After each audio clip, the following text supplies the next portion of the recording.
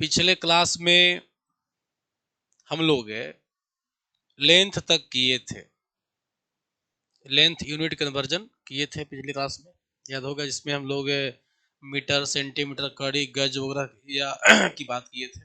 आज की क्लास में हम लोग यूनिट ऑफ मास करने वाले हैं, मास का यूनिट जो रिलेशन वो करने वाले हैं। देखिए, मास में मास का मतलब द्रव्यमान होता है और बोलचाल की भाषा में भार कहते हैं।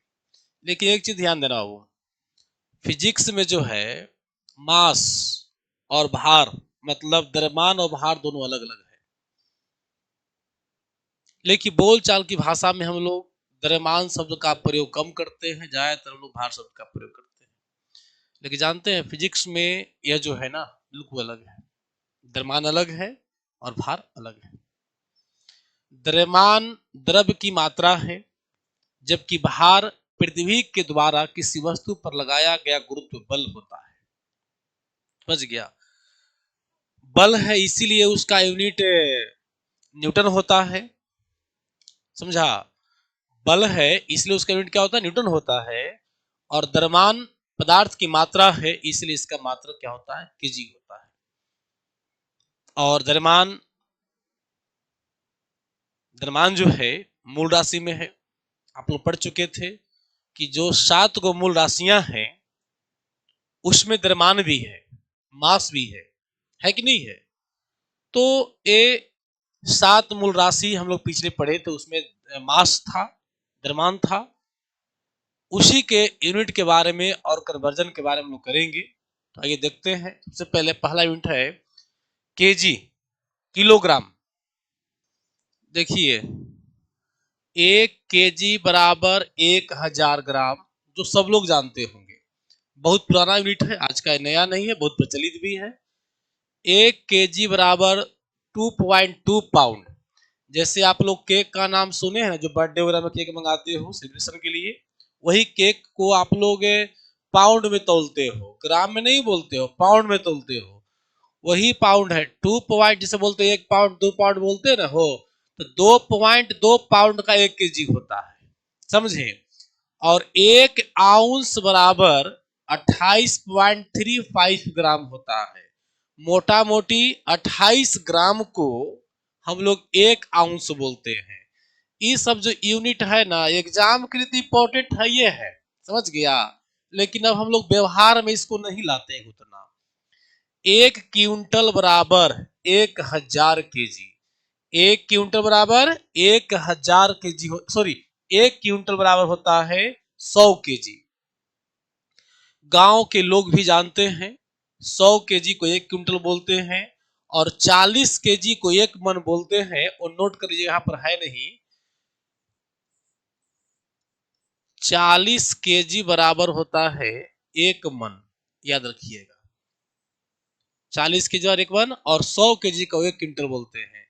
1 मीट्रिक टन बराबर होता है 1000 केजी।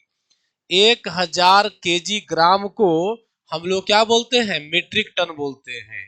एक एटॉमिक मास यूनिट बराबर होता है 1.66 गुने 10 का power minus 27 KG. AMU, atomic mass unit. Atomic mass unit का मतलब होता है, जो केमिस्ट्री में, रसायन में जो हम लोग पढ़ते हैं, परमाणु द्रव्यमान। तो परमाणु द्रव्यमान को एटॉमिक मास यूनिट में ही, AMU में ही मेजर किया जाता है। वही यहां पर है, AMU है। ठीक है? अब देखो, यूनिट ऑफ वॉल्यूम की तक बात करेंगे हम लोग। यूनिट ऑफ वॉल्यूम, वॉल्यूम मतलब आयतन। तो 1 लीटर में 1000 CCM, cubic centimetre. Cubic centimetre हो गया।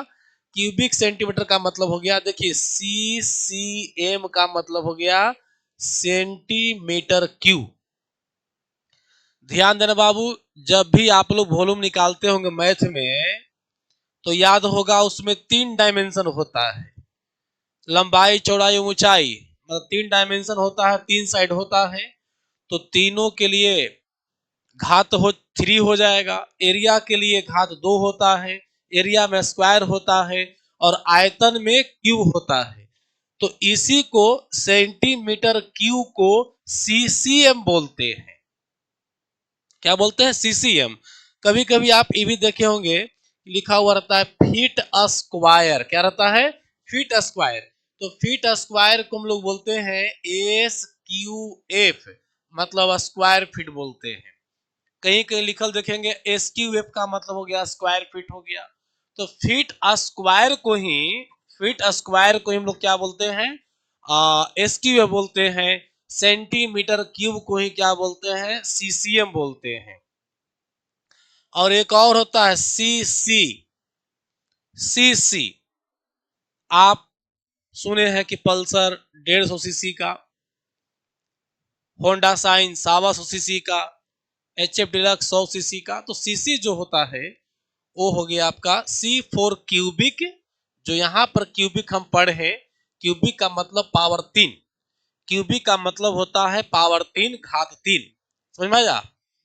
और यही पर यहां पर हो गया C4 cubic, C4 capacity, cubic capacity, cubic capacity इसको बोलते हैं हम लोग सीसी को। तो इंजन का जो पावर है, कैपेसिटी है, वो हम लोग सीसी में व्यक्त करते हैं, सीसी मेजर करते हैं। खास करके मोटरसाइकिल के रिस्पेक्ट में तो पूरी तरह से सीसी का ही प्रयोग होता है। क्लियर हो गया? चलिए, तो ये वॉल्यूम ही है।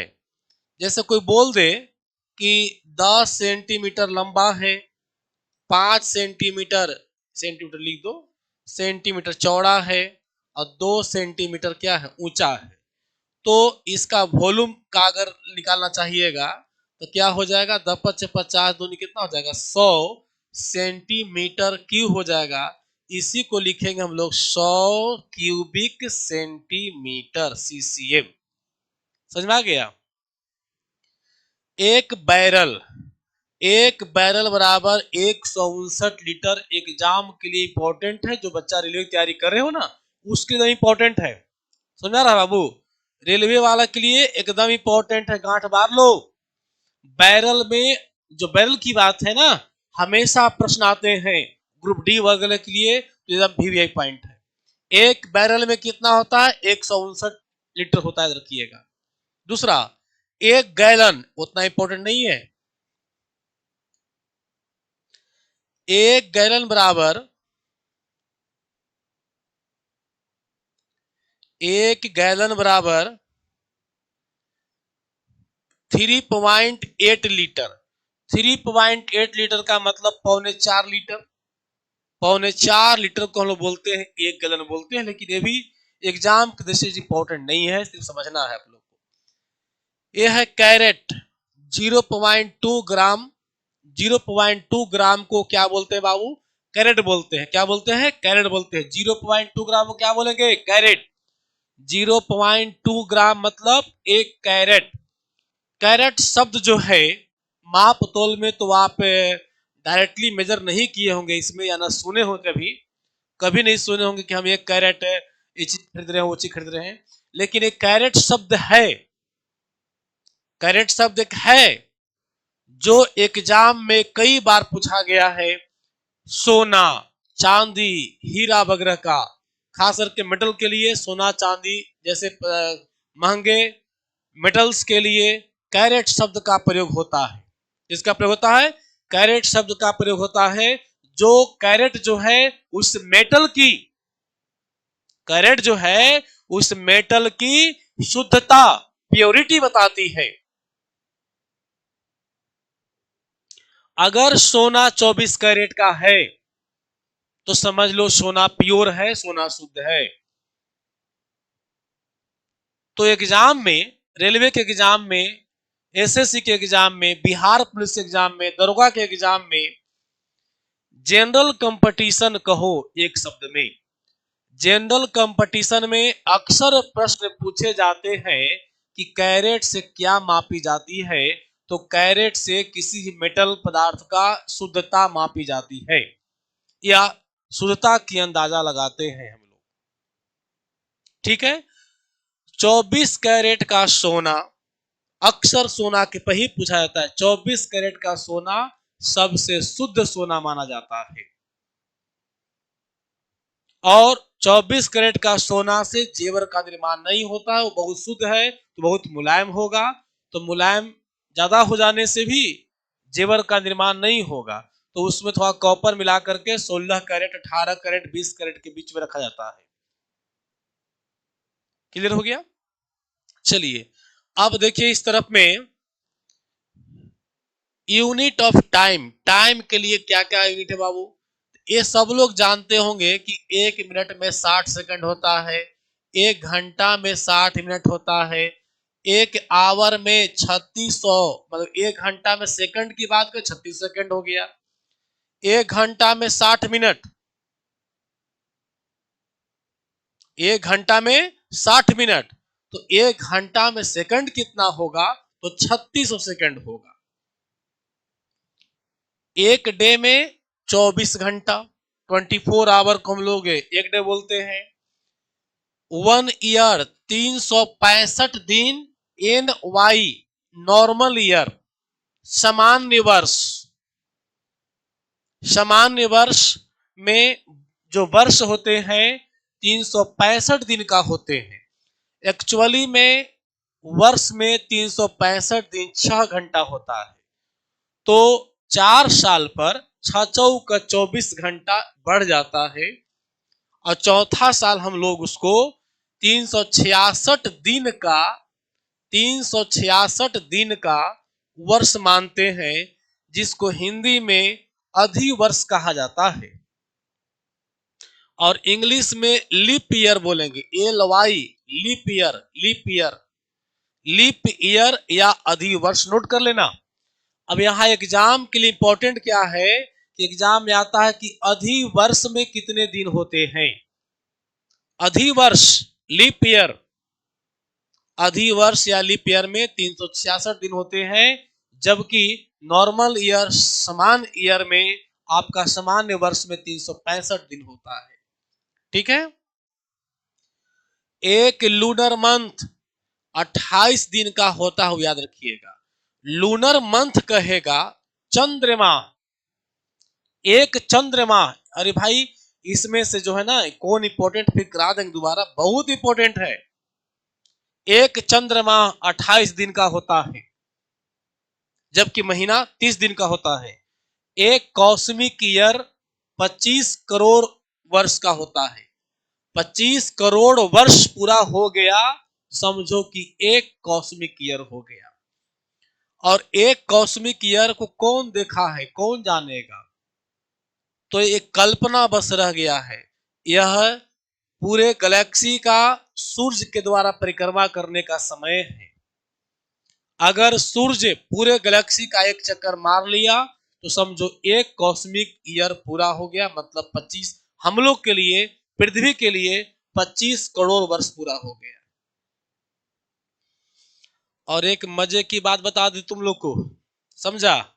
मजे की बात है बाबू कि सभी ग्रह पर, बुध ग्रह है, मंगल ग्रह है, पृथ्वी ग्रह है, शुक्र ग्रह है, सभी ग्रह पर वर्ष बराबर नहीं होते हैं। सभी ग्रहों पर वर्ष बराबर नहीं होते हैं, क्योंकि वर्ष का डिफिनेशन है कि जौन ग्रह है सूर्य की परिक्रमा जितना दिन में कर ले उसको हम लोग वहां का वर्ष मानते हैं। समझ गया? तो पृथ्वी 365 दिन 6 घंटा पूरा करती है, तो पृथ्वी का वर्ष हो गया 365 दिन 6 घंटा का। लेकिन बुध जो है मात्र 88 दिन में चक्कर लगाती है, इसीलिए वहां बोलेंगे वर्ष 88 दिन का ही होता है। वो भी दिन किसके हिसाब से? तो पृथ्वी के हिसाब से। ये हम लोग ज्योग्राफी में करेंगे, बहुत इंटरेस्टिंग है और समझने की जरूरत है। वो उसमें से क्वेश्चन तो नहीं पूछेगा, लेकिन बहुत बड़ी ज्ञान की बात है कि सभी ग्रहों पर वर्ष का जो समय है वो बराबर नहीं होता है। सबसे छोटा वर्ष होगा बुध पर, और सबसे बड़ा वर्ष जो होगा वो आपका वरुण पर होगा। क्लियर है? तो अब देखो हम लोग एरिया करते हैं। यूनिट ऑफ एरिया है ना, एरिया मतलब क्षेत्रफल हो गया। क्षेत्रफल के लिए यह उतना इंपॉर्टेंट नहीं है, लेकिन थोड़ा सा देख लेना है आप लोग को। एक एक एकड़ बराबर 447 स्क्वायर मीटर। इस बात को समझिएगा, पहले भी समझाए थे। एसक्यू मतलब स्क्वायर मीटर हो गया, एसक्यू मतलब स्क्वायर, आईएम से मीटर, स्क्वायर मीटर। इसको आप ऐसे लिखते हो मैथ में, समझ रहे हैं बात को। चलिए, एक एकड़ बराबर हो गया 100 डिसमिल। 100 डिसमिल जमीन को हम लोग एक एकड़ बोलते हैं। ए आपका नापदोक में भी काम आ जाएगा, जैसे जमीन का अगर मेजरमेंट करते हो तो। एक हेक्टेयर बराबर हो गया 2.471 एकड़, है ना। एक हेक्टेयर बराबर हो गया 1000 स्क्वायर मीटर। एसक्यू से स्क्वायर मीटर, स्क्वायर मीटर, चूंकि ये एरिया का ये मात्रक हो गया। डिसमिल, डिसमिल एक डिसमिल बराबर होता है 435.6 स्क्वायर फीट। 435.6 स्क्वायर फीट को हम लोग बोलते हैं एक डिसमिल। अगर बात करें तो मोटा मोटी अगर लेके चलिएगा तो 435 स्क्वायर फीट को, एस क्यू एफ को हम लोग बोलते हैं एक डिसमिल। क्या बोलते हैं बाबू? एक डिसमिल। एक बात समझो, जैसे मान लो कि एक, ये बता दे इसलिए कि लैंड मेजरमेंट में काम आएगा। मान लो कि एक प्लॉट है, ठीक है, और इस प्लॉट की लंबाई जो है से 50 फीट है। और अगर इसकी चौड़ाई की बात करें तो चौड़ाई मान लो कि 20 फीट है, ठीक है। तो कोई पूछा कि इसका एरिया क्या होगा, तो एरिया तो आप जिस हिसाब से नापते हो फीट में वो तो अलग ही होगा, लेकिन हम लोग डिसमिल में निकाल रहे हैं। तो 50 गुने कितना हो गया 20, 1000 स्क्वायर फीट जमीन हो गया, समझ गया। तब अगर डिसमिल में पूछे कि भाई डिसमिल में कितना होगा, डिसमिल में क्या होगा, तो 1000 स्क्वायर फीट में हम लोग 435 से भाग दे देंगे। तो 400 किसी भी स्क्वायर फीट निकाल कर करके और 435 से भाग दे दीजिएगा तो आपको डिसमिल में निकल गया। बात समझ रहे हो। अब एक कट्ठा में कितना डिसमिल, तो हर क्षेत्र का अलग अलग होता है। कहीं 3.5 डिसमिल का, कहीं 3 डिसमिल का, कहीं 4 डिसमिल का, कहीं 3.125 डिसमिल का कट्ठा होता है। कट्ठा कोई मेजरमेंट का स्केल नहीं है, वो हम लोग बस खाली यूज करते हैं। लेकिन डिसमिल ही जो है आपका परफेक्ट मेजरमेंट का है लैंड के लिए, जमीन के लिए। चलो नोट कर लो, डिसमिल में किसी भी खेत का एरिया डिसमिल में निकालना हुआ, कितना डिसमिल जमीन हुआ, तो आप एरिया निकाल लो फीट में, मतलब फीट स्क्वायर हो जाएगा, और उसमें 435 से आप लगभग भाग दीजिएगा, तो यह डिसमिल में अप्रोक्सीमेटली लगभग आ जाएगी। चलिए अब देखते हैं आगे हम लोग, यूनिट ऑफ एनर्जी। एनर्जी में यूनिट क्या क्या क्या रिलेशन है, देखिए। एक जूल बराबर, एक जूल बराबर होता है 10 का पावर 7 अर्ग। एक जूल बराबर 10 का पावर 7 अर्ग। एक बार देख लो, एक जूल बराबर होता है 10 का पावर 7 अर्ग। जूल जो है बड़ा यूनिट है और ए हमारा अर्ग जो है छोटा यूनिट है। कभी कभी ऐसा ही पूछ देगा कि एक अर्ग बराबर कितना जूल होगा, तो ये हो जाएगा 10 का पावर कितना -7 जूल हो जाएगा। समझ गया। एक जूल बराबर 10 का पावर 7 अर्ग होता है, और यहाँ एक अर्ग बराबर 10 का पावर -7 जूल होता है। कभी कभी यहाँ पर बच्चे अक्सर कंफ्यूज करते हैं आप लोग, है ना। क्या कंफ्यूज करते हो कि सर पावर जो है प्लस में कब होगा, माइनस में कब होगा। जब अर्ग में निकालना होता है तो पावर प्लस वाला होता है, जब जूल में निकालना होता है तो माइनस वाला होता है। इसको कंफ्यूजन दूर करने के लिए एक तरीका याद कर लो। अर्ग है छोटा यूनिट, क्या है, छोटा है, और जूल जो है से क्या है, बड़ा है। तो जब छोटा वाला यूज कर रहे हो तो उस कंडीशन में, उस तरीका में, उस स्थिति में आप पावर जो है बड़ा यूज कीजिएगा। तो पावर 7 और -7 में बड़ा कौन है? 7 है ना, बड़ा है, तो इसको यूज करेंगे। और यहां पर हम लोग छोटा वाला में बड़ा वाला में छोटा पावर यूज करेंगे। जब जूल में निकालना होगा तो पावर 7 नहीं -7 यूज करेंगे। बड़ा यूनिट में छोटा पावर और छोटा वाला में बड़ा पावर यूज कर देना है, हो गया, बिल्कुल आसान है। समझा ना बात को? हाँ, क्या? अच्छा, ये कैसे हुआ? एक जूल में आपने क्या पूछा कि एक जूल में सर 10 का पावर 7 अर्ग कैसे हुआ, ही ना पूछिए बाबू। हाँ, ठीक है, देखो कैसे हुआ। सबसे पहले समझो कि जूल बराबर होता है केजी मीटर स्क्वायर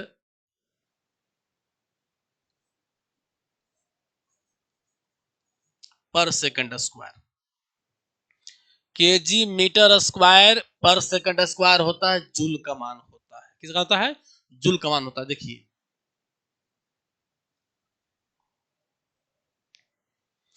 अब जो है केजी मीटर स्क्वायर पर सेकंड स्क्वायर को आप चेंज कर रहे हो किस चीज में? केजी को ग्राम में कन्वर्ट कर रहे हो, अब मीटर को सेंटीमीटर में कन्वर्ट कर रहे हो, और सेकंड तो भाई दोनों में सेकंडे होता है। सेकंड को नहीं चेंज करना है, क्योंकि एमकेएस में, सीजीएस में, एफपीएस में सेकंड सब में सेम है, इसलिए सेकंड को चेंज करने से कोई फायदा नहीं।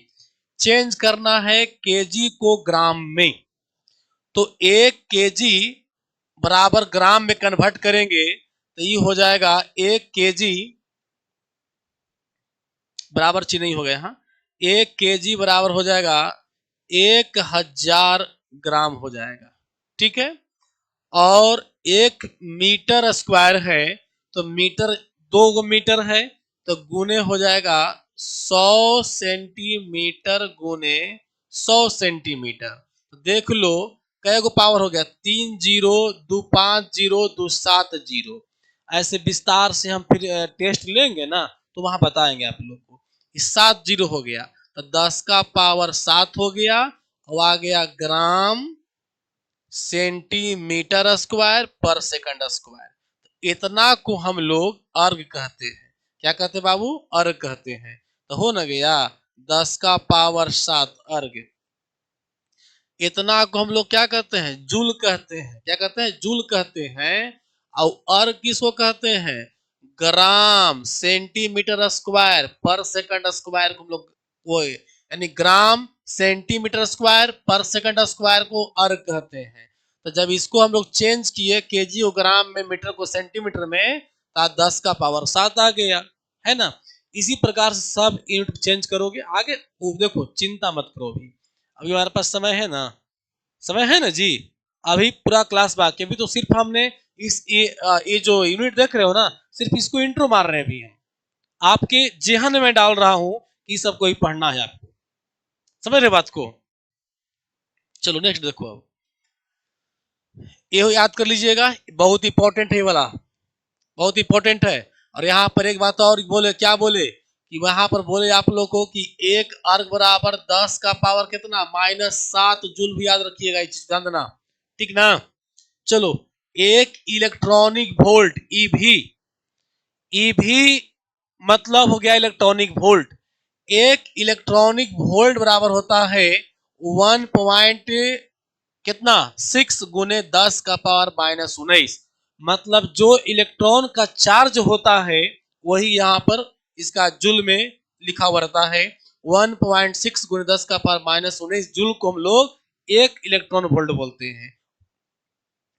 एक कैलोरी बराबर 4.18। देखो ध्यान देना बेटा, बहुत इंपॉर्टेंट है। एक कैलोरी बराबर होता है 4.18 जूल, या कह सकते हो इसको 4.2 जूल भी लिख सकते हो। न्यूमेरिकल अगर सोल्व करना है, छोटी मोटी मान को अगर एक्सप्लेन करना है या ऑप्शन पकड़ना है, तो आप एक कैलोरी बराबर याद रखिएगा 4.2 जूल, 4.2 जूल। चलिए अब देखिए, 1 किलोवाट घंटा बराबर 1 किलोवाट घंटा बराबर होता है 3.6 × 10 का पावर 6 जूल। ये कैसे आए बाबू? तो किलो जो है 1000 हो जाएगा, 1000 वाट, और गुने घंटा को कन्वर्ट करोगे 3600 हो जाएगा। मतलब ऐसे किलो वाट घंटा, तो किलो को हो गया 1000, हो गया ना, 1000 वाट हो गया 1 किलोवाट बराबर, और घंटा के लिए हो गया आपका 3600 सेकंड हो गया। तो बन गया आपका, देखिए कितना गुना करिए, तो ये हो गया आपका 36 पर क्या जीरो, 36 पर 5 जीरो हो गया जी, दो 3 जीरो यहाँ 2 जीरो यहाँ, 1 2 3 4 1 5 जीरो हो गया। इसी को लिखा गया वहां देख लो 3.6, यानी लिख सकते हो आप 36 गुने 10 का पावर कितना, 10 का पावर 5 लिखाएगा, लेकिन यहाँ लिखा हुआ है 3.6 गुने 10 का पावर 6। समझ गया? ये तोड़ सकते हो, ये तो पावर अपना हैंड में चेंज करने का है, पॉइंट बदल करके 36 गुने 10 का पावर 5 ऐसे होता है। ठीक है, एक बीटीएच यू बराबर, एक बीटीएच यू बराबर हो गया 1055 जूल। एक थर्म, एक थर्म बराबर होता है 10 का पावर 5, 10 का power 5 BTH U. BTH U, B से ब्रिटिश, टीएच से थर्मल, यू से यूनिट। एक थर्म बराबर 10 का पावर 5 ब्रिटिश थर्मल यूनिट होता है, नोट करना है। अब इसमें कौन कौन भी आई है उसको एक बार हम टिक कर देना, उसको याद कर लीजिएगा। देखिए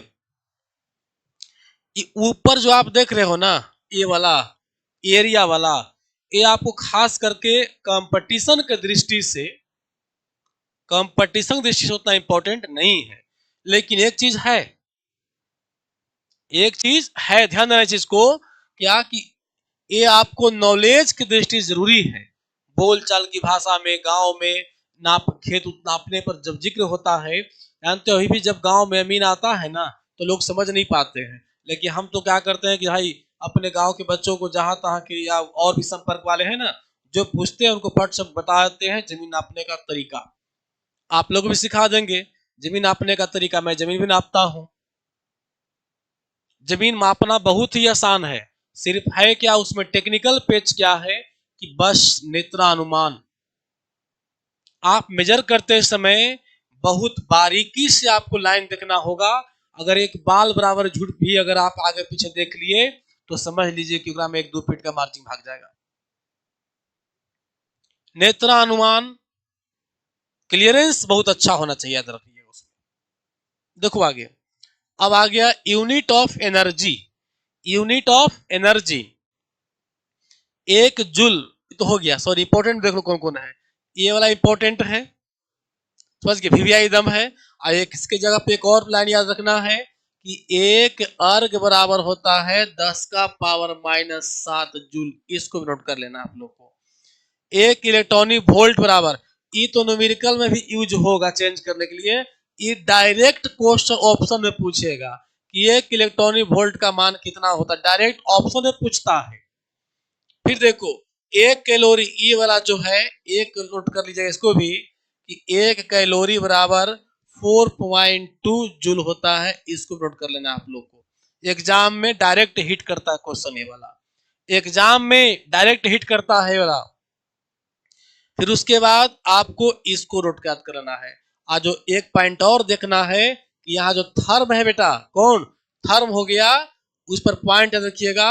यह जो है उष्मा का, किसका, उष्मा का सबसे बड़ा, उष्मा का सबसे बड़ा यूनिट है। उष्मा का सबसे बड़ा यूनिट थर्म, रखिएगा। कोई पूछे कि उष्मा का सबसे बड़ा यूनिट क्या है, तो थर्म है, THERM, थर्म। देखिए एक थर्म बराबर 10 का power 5 British thermal unit BTHU होती है। क्लियर हो गया? चलो अब इस तरफ देखिए, अब हम लोग करने वाले हैं एंगल के बारे में, एंगल का यूनिट। देखिए जैसे मान लो कि यह जो है से एंगल है, ऐसा देखने में ये एंगल मान लो कि कम से कम हमको समझ से लगता है कि यह 30 डिग्री से ऊपर का एंगल है। समझ रहे बात को। लेकिन 30 डिग्री से ऊपर का एंगल है कि इसको हम मानते हैं कि जूम किया हुआ है, मतलब जूम करके बड़ा दिखा रहे हैं, 1 डिग्री है। ठीक है, अब सोचो कि 1 डिग्री है तो इसके ठीक बीच में अगर लाइन लेते हैं यहां पर हम, देखिए ऐसे, तो ये कन्फर्म है कि 0.5 डिग्री मतलब आधा डिग्री होगा। अगर इसके बीच में भी अगर लाइन लेते हैं यहाँ और नीचे ये वाला, तो इसका मतलब है कि यह हो गया 0.25 डिग्री हो गया ना। तो इस तरह से जो हम लोग बीचे बीच बांट के ले रहे हैं वो तो ठीक है, लेकिन अगर हम कहें डायरेक्ट वे में कि बाबू रे ये बताओ कि यहां पर कै डिग्री होगा, तो ये तो तय है कि 1 डिग्री से कम होगा, लेकिन यहां पर कितना होगा कोई जान नहीं रहा है। इसीलिए क्या किया गया बेटा कि 1 डिग्री एंगल को ऐसे महीन महीन में 60 भाग बना दिया गया। क्या भाग बना गया है? 60 को भाग बना दिया गया है। देखो इसको अलग से स्पष्ट करते हैं। देखिए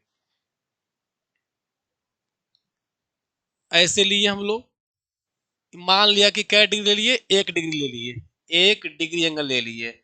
अब इसमें हम लोग क्या कर रहे हैं कि छोटे छोटे इसको कई पार्ट्स बना दिए, इससे 60 भाग में बांट दिए, 60 बराबर भागों में ऐसे से बांट दिए। क्यों बांटने में काफी टाइम लगेगा, लेकिन मान लो कि 60 भाग हो गया।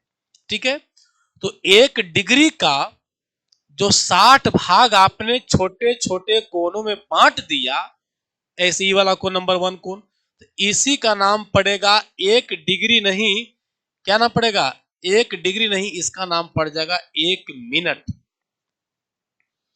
1 डिग्री का 60वां भाग, 1 डिग्री का 60वां जो भाग होगा, वो जो एंगल बनेगा उसका नाम पड़ेगा क्या मिनट? 1 मिनट नाम पड़ेगा। मतलब यहां हो गया 1 minute, 2 minute, 3 minute, 10 minute, 20 minute, ऐसे करते करते यहां पहुंचेंगे तो 60 मिनट हो जाएगा। कितना हो जाएगा? 60 मिनट। मतलब 60 मिनट, ऐसे लिख दो, 60 मिनट बराबर हो गया क्या डिग्री? 1 डिग्री हो गया। 60 मिनट बराबर 1 डिग्री हो, याद रखिएगा।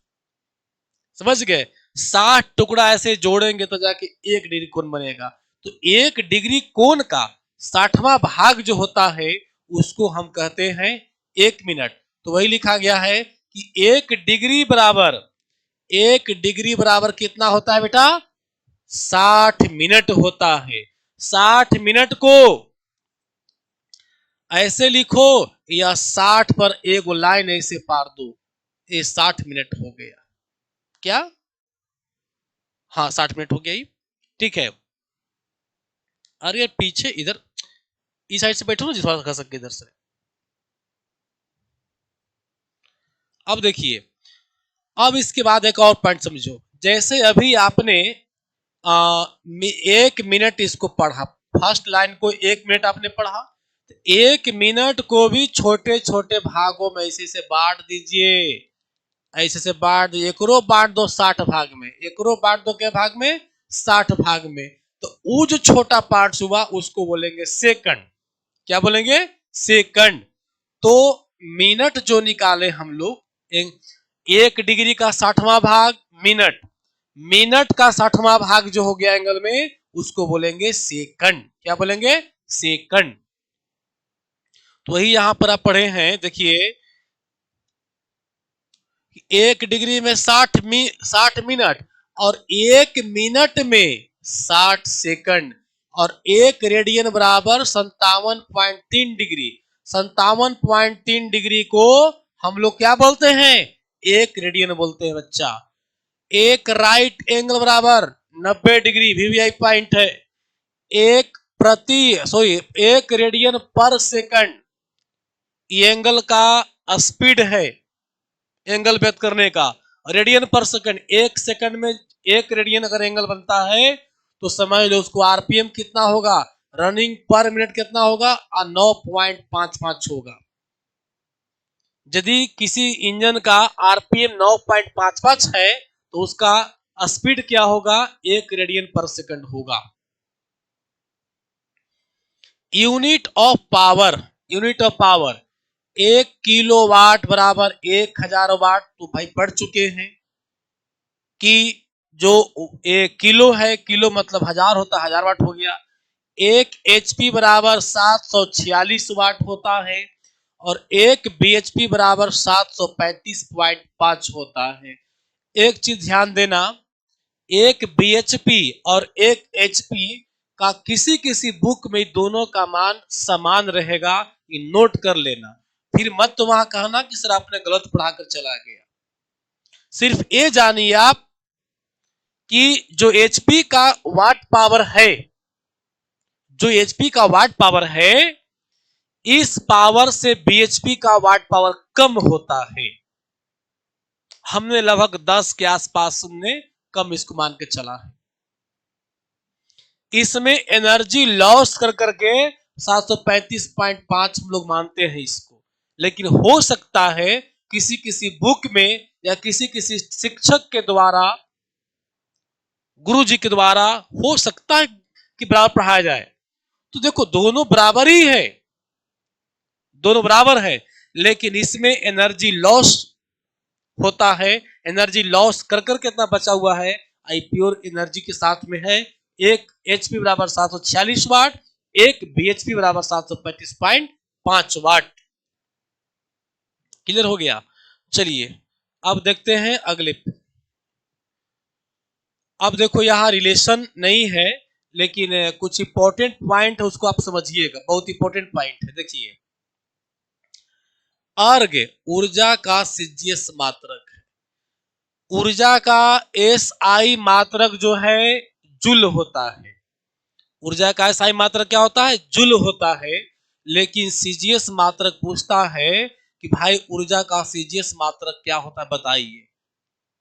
समझ गए। ऊर्जा का सीजीएस मात्रक क्या होता है, अर्ग होता है। क्या होता है, अर्ग होता है। और डायन, डायन बल का सीजीएस मात्रक है ना। एक चीज नोट कर लेना है बेटा, यहां देखिए, इधर हो गया आपका SI, इधर हो गया आपका सीजीएस, इधर हो गया क्वांटिटी का नाम, क्वांटिटी। अगर यहां नाम लेते हैं हम लोग बल का, तो बल का SI मात्रक न्यूटन, या इसको कहिएगा केजी मीटर पर सेकंड स्क्वायर। इसी को हम लोग कहेंगे बल का डायन बोलेंगे, या इसको बोलेंगे ग्राम सेंटीमीटर पर सेकंड स्क्वायर बोलेंगे। डाइन को हम लोग बोलेंगे ग्राम सेंटीमीटर पर सेकंड स्क्वायर, और न्यूटन को बोलेंगे केजी मीटर पर सेकंड स्क्वायर। अगर बात करें ऊर्जा का, ये दोनों इंपॉर्टेंट ऐसे लिख रहे हैं, ऊर्जा का SI जूल होता है, तोड़ोगे तो केजी मीटर स्क्वायर पर सेकंड स्क्वायर होता है। समझ रहे बात को, सिर्फ मीटर यहां बढ़ जाता है, स्क्वायर हो जाता है। इसमें बात करेंगे हम लोग तो क्या हो जाएगा, ऊर्जा का SI मात्रक अर्ग हो जाता है, और ये हो गया ग्राम सेंटीमीटर स्क्वायर पर सेकंड स्क्वायर होता है। समझ में आ रहा है। तो कभी अगर न्यूमेरिकल बनाएंगे तो न्यूटन को तोड़ना होगा तो केजी मीटर पर सेकंड स्क्वायर, जूल को तोड़ना होगा तो केजी मीटर स्क्वायर पर सेकंड स्क्वायर, डायन को तोड़ना होगा तो ग्राम सेंटीमीटर पर स्क्वायर, अर्ग को तोड़ना होगा तो ग्राम सेंटी, सॉरी यहां पर जो है, हाँ ठीक है, ग्राम सेंटीमीटर स्क्वायर पर सेकंड स्क्वायर हो जाएगा। क्लियर हो गया, नोट कर लेना है दोनों का। चलिए अगर रिलेशन की जहां तक बात है तो रिलेशन भी लिख ही लो, यहां नोट कर लेना। देखिए, 1 न्यूटन बराबर होता है 10 का पावर 5 डायन, 10 का पावर 5 डायन। और 1 जूल बराबर होता है 10 का पावर 7 अर्ग होता है, 10 का पावर 7 अर्ग। तो दोनों इस बात को नोट कर लीजिएगा। और ठीक इसका एक और अगर देखे जाए तो याद रखना, इसी को उलट दो, एक डायन बराबर होता है 10 का पावर -5 न्यूटन और एक अर्ग बराबर होता है 10 का पावर माइनस 7 जूल होता है। देखिए दोनों को उलट कर लिख दिया मैंने। बात समझ रहे हैं? एकदम मान नोट कर लेना बाबू, आप लोग के लिए बहुत इंपॉर्टेंट है। रेलवे के एग्जाम के लिए, बिहार पुलिस के लिए, एसएससी के लिए एकदम बहुत इंपॉर्टेंट पॉइंट है।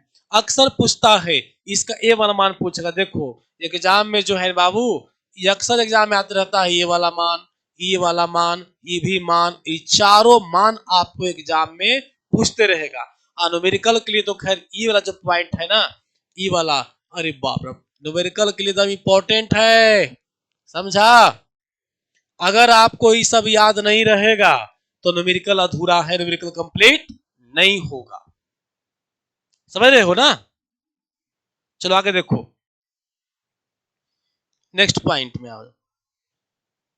दूरी का, इसको क्लियर करते हैं, नोट कर लिया है? हाँ ठीक है। तो देखिए दूरी का सबसे बड़ा मात्रक कौन हो गया? अब दूरी का सबसे बड़ा मात्रक हो गया पार्शिक, पहले ही पढ़ाए थे। और दूरी का सबसे छोटा मात्रक कौन हो गया? एंगस्ट्रॉम। नोट कर लेना है। क्यूसेक जल प्रवाह का मात्रक है बार, बार वायु दाब का मात्रक है। वायुमंडलीय दाब अगर नापना होगा तो हम लोग बार शब्द का प्रयोग करते हैं। किसका प्रयोग करते हैं बच्चा? बार शब्द का प्रयोग करते हैं। बार से ही वायुमंडलीय दाब मापी जाती है। ओजोन परत की मोटाई डॉप्सन, डॉप्सन, ओजोन परत की मोटाई डॉप्सन में मापी जाती है, डॉप्सन में मापी जाती है। ओजोन परत क्या है भाई? तो पराबैंगनी किरणों से जो ओजोन परत का निर्माण होता है O3 है ना, उसकी जो मोटाई है वो नापने के लिए डॉप्सन यूनिट का प्रयोग करते हैं। थर्म, थर्म उष्मा का सबसे बड़ा मात्रक है, जिक्र किए थे, क्या बोले थे? THERM, therm. इसका मान होता है 10 का पावर 5 BTHU होता है। चलिए अगला नॉट, ये नॉट भी इंपॉर्टेंट है। समुद्री जहाज की गति मापने का मात्रक है। नॉट से समुद्री जहाज के स्पीड को मेजर किया जाता है। ध्वनि से तेज चलने वाले वाहनों की गति मैक संख्या में, किसमें? मैक संख्या में नापा जाता है, यह मापा जाता है। अगर कोई जहाज का स्पीड, खासकर जहाज में होगा, अगर जहाज का स्पीड साउंड के स्पीड से ज्यादा है, साउंड के स्पीड से ज्यादा है, तो उसको मैक संख्या में नापते हैं। मैक संख्या जो होता है बेटा, वो थोड़ा देख लो। मैक संख्या, मैक नंबर क्या होता है? वाहन की चाल, मान लो कि 1500 मीटर प्रति सेकंड के स्पीड से, 1500 है, 1500 मीटर प्रति सेकंड के स्पीड से मान लो कि कोई गाड़ी, जहाज चल रही है, और ध्वनि की चाल जो है 300 मीटर पर सेकंड है। ध्वनि की चाल कितना है? 300 मीटर पर सेकंड। तो इसका मैक संख्या जो हो जाएगा वो 5 हो जाएगा। मैक संख्या कितना हो जाएगा? 5 हो जाएगा। एग्जाम में ऐसे पूछा है कि मैक संख्या दर्शाता है, मैक संख्या सूचित करता है, तो उच्च गति वाले वाहन की, जिस गाड़ी का, वाहन का गति उच्च होती है, उसको मैक संख्या से इंडिकेट करते हैं। मतलब मैक संख्या हमेशा उच्च वेग को दर्शाता है। इस बात को गांठ फाड़ लेना है आप लोग को। नेक्स्ट देखो, किलोवाट विद्युत ऊर्जा का व्यवसायिक मात्रक है। ऊर्जा का तो मात्रक जूल होता है, लेकिन किलोवाट घंटा जो है बेटा, किलोवाट घंटा, किलोवाट घंटा को ही हम लोग क्या बोलते हैं? यूनिट। क्या बोलते हैं? यूनिट। आप लोग यहाँ बिजली बिल उठता है ना जी, 1 यूनिट 2 यूनिट बोलते हो ना, तो किलोवाट घंटा को ही बोलते हैं यूनिट। अगर आपके पास 1000 वाट का हीटर है, 1000 वाट का हीटर है, 1000 वाट का हीटर है, और 1 घंटा आप चला दीजिएगा तो हो न गया 1 किलोवाट, हो गया 1 किलोवाट घंटा। 1000 मतलब किलो, 1 किलोवाट घंटा हो गया, मतलब 1 यूनिट लाइन बिजली उठ गई आपके यहाँ। हाँ अभी, हाँ आपने सही कहा, अभी के डेट में किलोवाट घंटा पर बिजली बिल नहीं बन रही है। 1 किलोवाट घंटा अगर 1 यूनिट बिल उठता रियल में, जो पहले मेजरमेंट होता था, अभी पता है 1000 वाट नहीं 800 में आपको पूरा कर देगा, 800 कुछ पर हो जाता है पूरा, समझ गए, केवीए पे चलता है अभी। नेक्स्ट देखो, मोल। मोल एक प्रकार का उच्च संख्या सूचक शब्द है। जैसे 12 5 अगर संख्या में है तो उसको गाही बोलते हैं, 12 की संख्या वाले को दर्जन बोलते हैं, बोलते हैं ना। ठीक उसी प्रकार से 100 की संख्या वाले को सैकड़ा बोलते हैं भाई। तो उसी प्रकार से उच्च संख्या का सूचक होता है कौन? मोल। आगे डिस्कस करेंगे। और मोल की जो मान है उसको भी देख लो। देखिए, 1 मोल का मान, जैसे आपने 5 की संख्या में है तो उसको आपने क्या कहता है? गाही कहते हो। अगर 12 की संख्या में है तो उसे आप डजन मतलब दर्जन कहते हो। ठीक उसी प्रकार से 6.022 गुने 10 का पावर 23, 6.022 गुने 10 का पावर 23 अगर इतनी बड़ी संख्या में है तो इसी को हम बोलते हैं कि मोल है। क्या मोल है? 1 मोल है। जैसे 12 पीस, अगर 12 गो केला है, केले लिखेंगे लेकिन केला बोल रहे, 12 केला है तो बोलिएगा, क्या बोलिएगा कि 1 दर्जन केला है, आप बोलिएगा ना जी। 12 केला क्या बोलिए? 1 दर्जन केला है, ये नहीं बोलोगे? ठीक उसी प्रकार से 6.022 गुने 10 का पावर 23 केला अगर रहेगा, इतना केला रहेगा अगर, तो इसको बोलेंगे 1 मोल केला। क्या बोलेंगे इसको? 1 मोल केला। बाबू जैसे 5 का गाही, 12 का दर्जन, 1000 का किलो बोलते हो ना, ठीक उसी प्रकार से हम लोग 6.022 गुने 10 का पावर 23, बहुत बड़ी संख्या है, इतनी बड़ी संख्या को हम लोग क्या बोलेंगे? मोल बोलेंगे। अगर इतना सारा केला है तो बोलेंगे 1 मोल केला है। लेकिन इस बात को ध्यान में रखिएगा कि ये जो संख्या है ना बेटा, ये केला और टमाटर और भैंस और कोई सामान गिनने के नहीं, बल्कि ये बनाया गया किसको गिनने के लिए? ये बनाया गया है परमाणुओं को गिनने के लिए। समझ गया? अब कोई अपन घर के, कोई किसी का घर का दरवाजा का चौड़ाई नापना है, तो वो कहे कि दरवाजा की मेरी चौड़ाई जो 0.002 किलोमीटर है। अरे भाई, दरवाजा की जो चौड़ाई है उसको हम किलोमीटर में क्यों नापेंगे? उसको नापेंगे हम लोग फीट में नापेंगे, सेंटीमीटर में नापेंगे। अब 0.002 किलोमीटर का कौन तुक बनता है?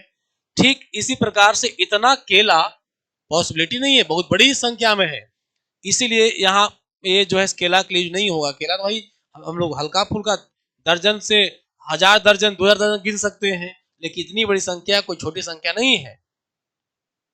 हाँ, परमाणु, परमाणु अनलिमिटेड है, इसीलिए परमाणु के लिए हम लोग मोल का प्रयोग करते हैं। परमाणु के लिए, अणु के लिए या आयन के लिए हम लोग किसका प्रयोग करते हैं? मोल के लिए।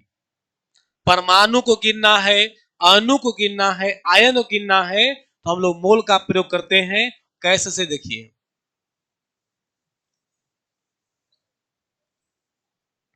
अगर आपके पास 6.022 गुने 10 का पावर कितना? 23 परमाणु है। इतना परमाणु अगर है कहीं तो इसको बोलेंगे हम लोग 1 मोल परमाणु। इसको क्या बोलेंगे हम लोग? 1 मोल परमाणु बोल देंगे। समझ गए? तो मोल मतलब हो गया, अगर मोल की बात करते याद रखना, इसका एक और होता है, आयतन में भी होता है। तो मोल का 2 कंसेप्ट जाएगा। एक अगर हम बात करें संख्या गिनने का तो एक मोल में होता है। संख्या की बात करें तो एक मोल बराबर होता है बाबू 6.022 गुने 10 का पावर कितना 23। 10 का पावर 23 है, पढ़ जाना ठीक से। संख्या की बात करें तो 6.022 गुने 10 का पावर 23 को एक मोल कहेंगे।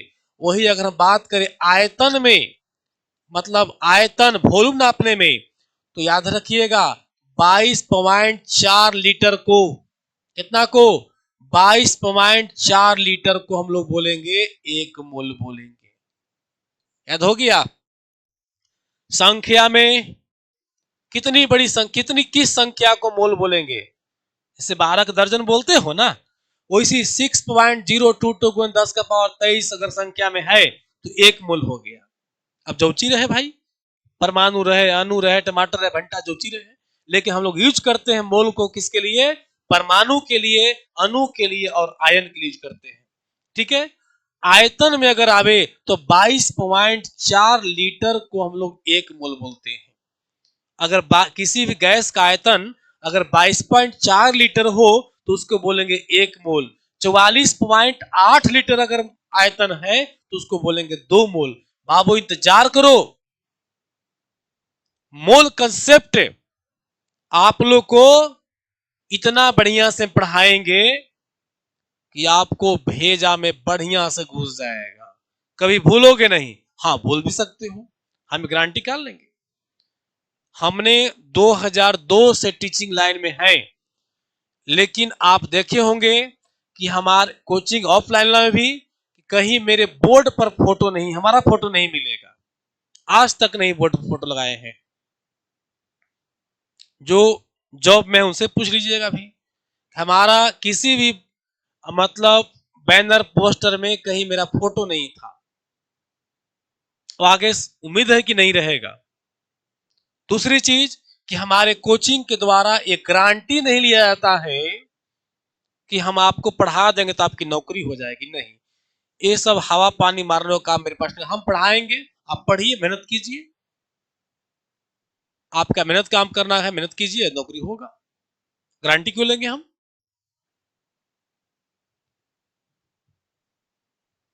बात समझे। तो मोल कंसेप्ट आपको पढ़ा देंगे जिससे आपको क्वेश्चन नहीं छूटेगा।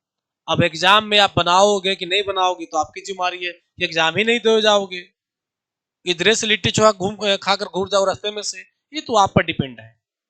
क्योंकि मैं तो भाई किया हूं, तैयारी करते थे, पढ़ते थे, एग्जाम देने नहीं गए आज तक, कभी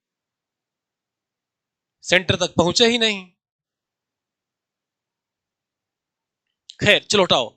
तो इस चीज को ध्यान देना बेटा, मोल कंसेप्ट कराएंगे। और एक बात और आप लोग से बोलना चाह रहे थे, हम YouTube पर तो विशेष ध्यान देते नहीं है, लेकिन YouTube पर वीडियो कुछ कुछ वीडियो डाल रहे हैं अभी हम। दुख की बात यह है कि सब्सक्राइबर या लाइक या कमेंट का जो सिस्टम है वो मजेदार नहीं है। आना कभी आपसे हम कहे हैं कि चैनल सब्सक्राइब कीजिए, लाइक कीजिए, कमेंट कीजिए, कभी नहीं कहे आपसे। लेकिन आप लोग जो है ना, लग रहा है कि जैसे सब्सक्राइब करें में, लाइक करें में, कमेंट करें, पैसा लग रहा है।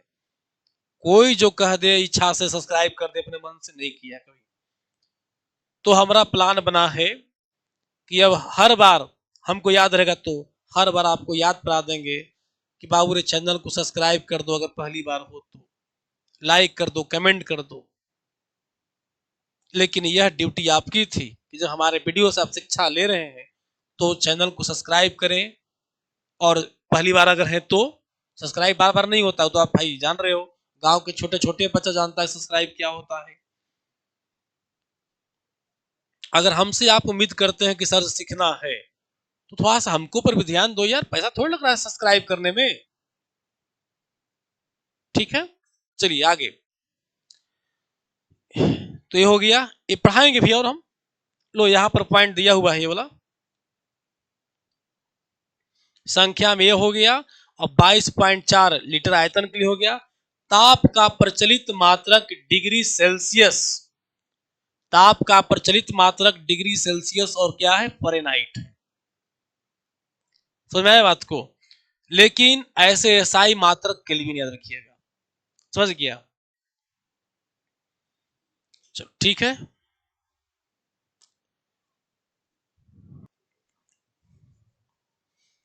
चलो आगे देखो। देखिए लग रहा होगा कि मेजरमेंट में सर सन, सूरज और पृथ्वी की बात कहाँ से आ रही है। हमने एक्चुअली में लंबाई पढ़ाया था, लंबाई यूनिट पढ़ा रहे थे, तो वहीं पर हमको लगा कुछ लंबाई जो इंपॉर्टेंट लंबाई है उसको भी आपके सामने रख दे। देखो ये सन है, सब लोग देख रहे हो, देख रहे हो वो सन से पृथ्वी की जो दूरी है, यहाँ सेंटर मान लो, यही आपका सेंटर है, ये पॉइंट, ठीक है। इस सेंटर से पृथ्वी की सेंटर की दूरी कितना देख रहे हैं आप, 1.521 गुने 10 का पावर 11 मीटर। और यहाँ पर आप क्या देख रहे हैं कि पृथ्वी की दूरी कम गई, यहाँ पर दूरी है 1.475 गुने 10 का पावर 11 मीटर। मोटा मोटी अगर किलोमीटर बात करें तो ये लगभग 15.25 किलोमीटर दूरी है। और यहाँ पर जो है लगभग 15.25 किलोमीटर दूरी है।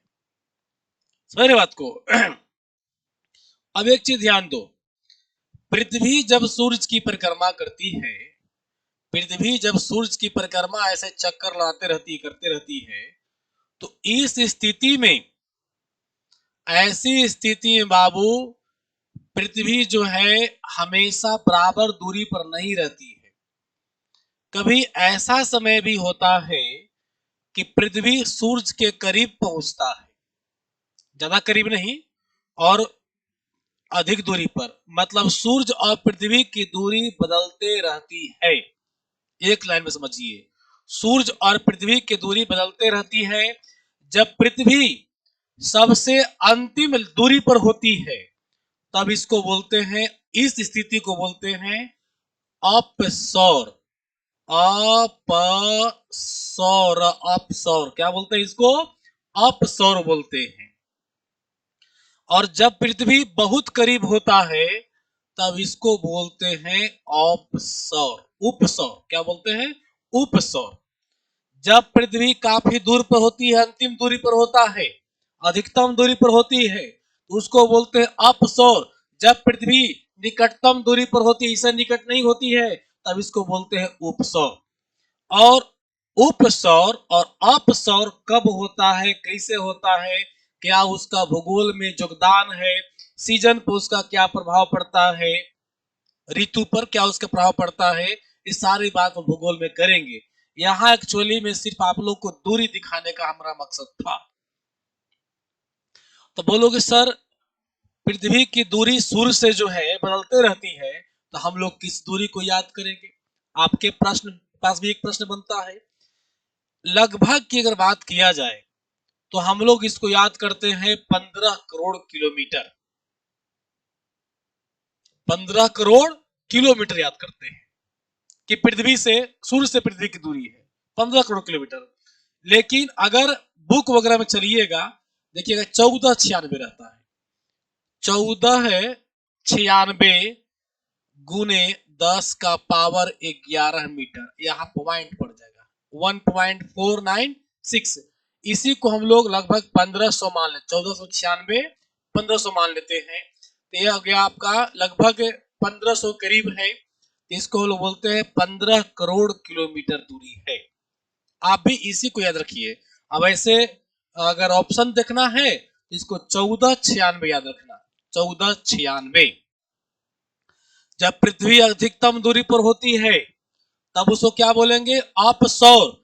जब पृथ्वी निकटतम दूरी पर होती है तो उसको बोलेंगे उपसौर, निकटतम में। अब देखिए, पृथ्वी के परिक्रमा करने के लिए चंद्रमा भी उपलब्ध है, पृथ्वी की परिक्रमा करने के लिए चंद्रमा भी उपलब्ध है, चंद्रमा ही प्रेजेंट है। चंद्रमा जो है पृथ्वी से 3 पॉइंट, नोट कर लेना, चंद्रमा चंद्रमा की दूरी जो है पृथ्वी से 3.84 गुने 10 का पावर 8 मीटर है। नोट कर लीजिएगा, पृथ्वी से चंद्रमा की दूरी कितनी है, 3.84 गुने 10 का पावर 8 मीटर है। ठीक है। अब देखो बच्चा, यहां अब यहाँ दो गो स्टार भी डाल दिए, प्रॉक्सिमा सेंचुरी और साइरस। प्रॉक्सिमा सेंचुरी और साइरस दो गो स्टार भी डाला हुआ है।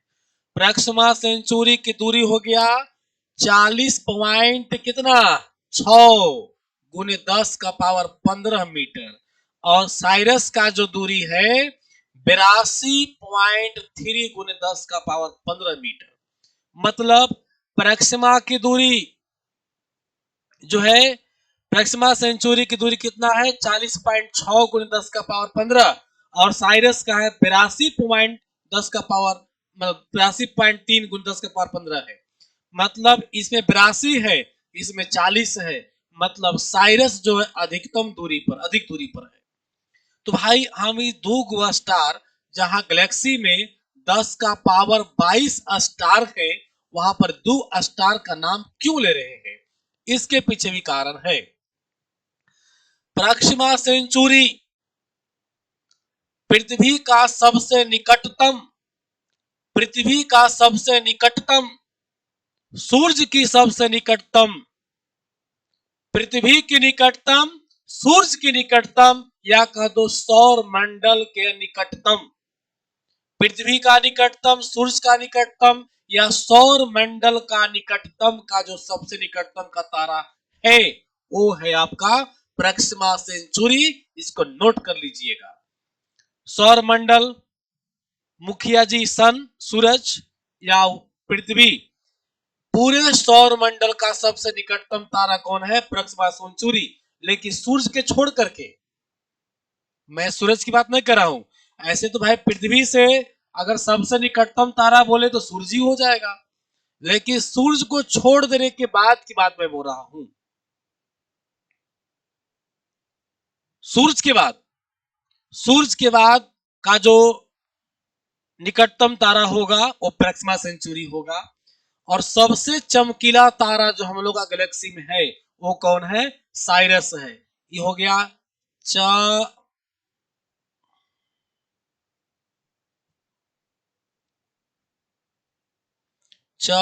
चमकीला, सबसे चमकीला तारा कौन हो गया, साइरस। और सबसे निकटतम, निकटतम तारा कौन हो गया आपका, प्रॉक्सिमा सेंचुरी हो गया।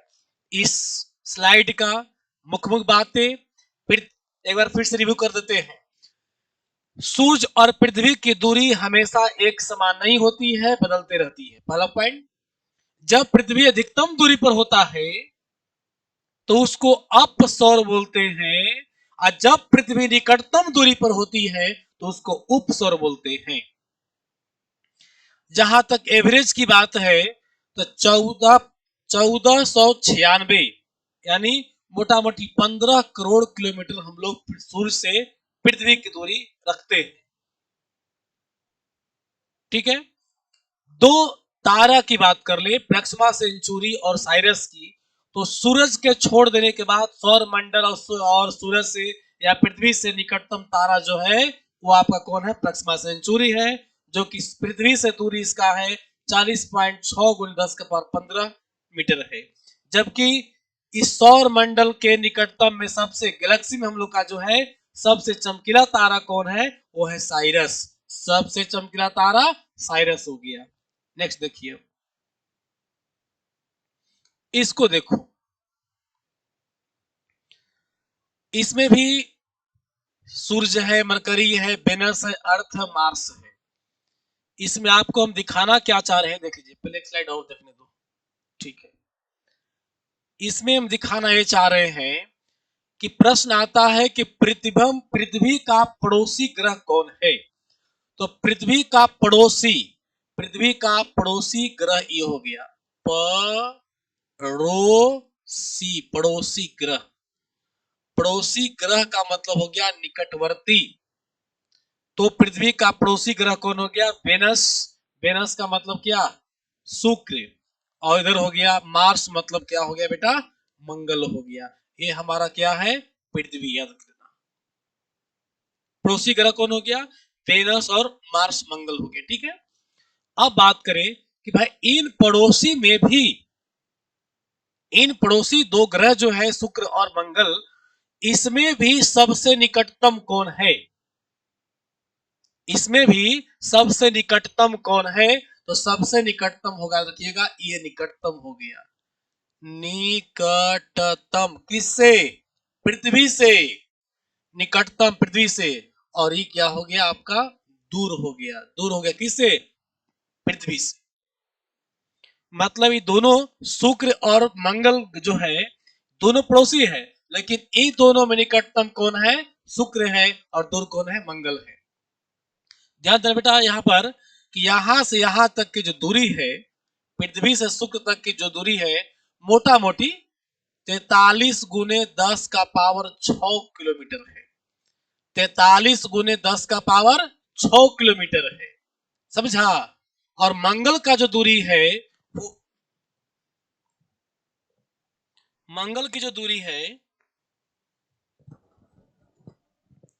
मंगल का दूरी देख लीजिए। मंगल का दूरी आपका हो गया लगभग 78 × 10⁻⁶ आप देख लो। इधर शुक्र का दूरी देख लो, मंगल का दूरी देख लो। एक्चुअली में दोनों ही पड़ोसी हैं, लेकिन मंगल का दूरी 78 × 10⁻⁶ है और शुक्र का दूरी 43 × 10⁻⁶ है। मतलब अगर कंपेयर देन करिएगा तो देखो जितना दूरी शुक्र का है उसका दुगना दूरी लगभग है किसके पास? मंगल का दूरी है। मतलब जितना दूर हम लोग से मंगल है उससे दुगना दूर, उससे दुगना दूर पर कौन आपका है? मंगल है। क्लियर हो गया? चलिए अब नेक्स्ट देखिए। अब हम बात करते हैं इस स्लाइड में पृथ्वी की जो डायमीटर है। पृथ्वी बचपन से हम लोग पढ़ते आए हैं कि पृथ्वी चपटी है, लेकिन मोटे तौर पर इसको पहले बोलते हैं क्या? स्फेरिकल है, गोल है, लेकिन पृथ्वी जो है चपटी है। ये जो डायमीटर देख रहे हैं यहां से यहां तक, इसको बोलते हैं पोलर डायमीटर। ये हो गया पोलर डायमीटर। मतलब दोनों नॉर्थ पोल और साउथ पोल, नॉर्थ पोल और साउथ पोल की से जो डायमीटर बनता है उसको बोलते हैं पोलर डायमीटर। और इस तरफ से जो बनता है ईस्ट टू वेस्ट, ये वाला हो गया आपका क्या है? इक्वेटरल डायमीटर, विषुवतीय व्यास। एक चीज ध्यान देना बेटा कि पृथ्वी से चपटी है, पृथ्वी चपटी है, तो ये जो व्यास है ये हो गया आपका 1271.4 किलोमीटर। मतलब 12,714 किलोमीटर। ये डायमीटर ही वाला समझ गया। जबकि ये जो डायमीटर है वो है आपका 12,742 किलोमीटर। देख लीजिए 12,714 चिपटा में, और ऐसे में कितना है पूर्व पश्चिम? 12,742 किलोमीटर। मोटा मोटी लगता है कि 1442 है ना। 42 में आप घटा दीजिए ना, 14 घटा दीजिए। 42 में 14 घटा दीजिए, 10 घटाएंगे 32 और 28, मतलब 28 किलोमीटर का मोटा मोटी डिफरेंस है। देख रहे हैं ना। तो इस प्रकार से 28 किलोमीटर का डिफरेंस है डायमीटर में। कौन डायमीटर में? विषुवतीय व्यास और ध्रुवीय व्यास में। अब अगर रेडियस की बात किया जाए तो रेडियस के लिए एवरेज हम लोग जो है लगभग 6400 किलोमीटर लेकर चलते हैं। ये डायमीटर था, ये भी डायमीटर है, लेकिन रेडियस की बात करें पृथ्वी का, रेडियस का मतलब सेंटर से लेकर किनारा तक दूरी। तो पृथ्वी का रेडियस हम न्यूमेरिकल वगैरह में हम लोग ग्रेविटेशनल चैप्टर में जो न्यूमेरिकल बनाइएगा तो लगभग 6400 किलोमीटर लेके चलिएगा रेडियस। क्योंकि काटने छाटने में परेशानी नहीं होती है 6400 से। समझ गया? 6400 किलोमीटर अगर बदलना होगा मीटर में तो 6400 पर 3 जीरो और बढ़ जाएगा, इतना मीटर हो जाएगा। क्लियर हो गया? अगर इस हिसाब से चलिएगा तो ये हो जानते हो कितना हो जाएगा? 128। 128 पर क्या जीरो? 2 जीरो हो जाएगा, 2 जीरो ना। बार हो जाएगा 12, 12,000 हो गया, 800 ठीक है।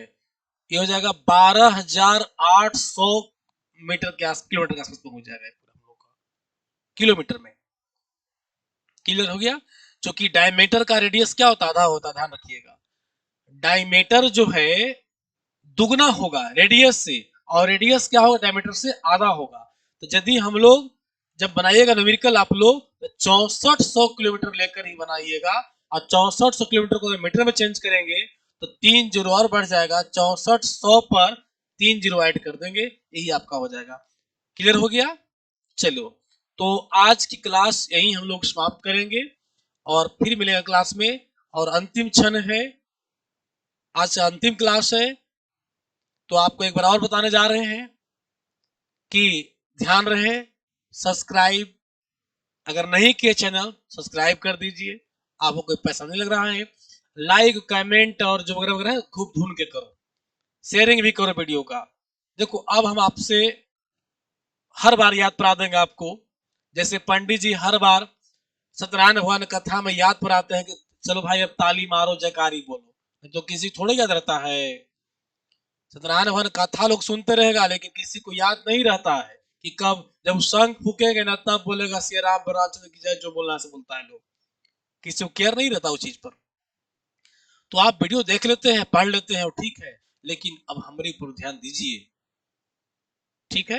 बाकी तो ऐप पर है, ये है ऑफलाइन है, ऐप अपना है, ऐप पर भी काम करिए, है ना। यूट्यूब पर भी देख लेते हैं हम लोग अब।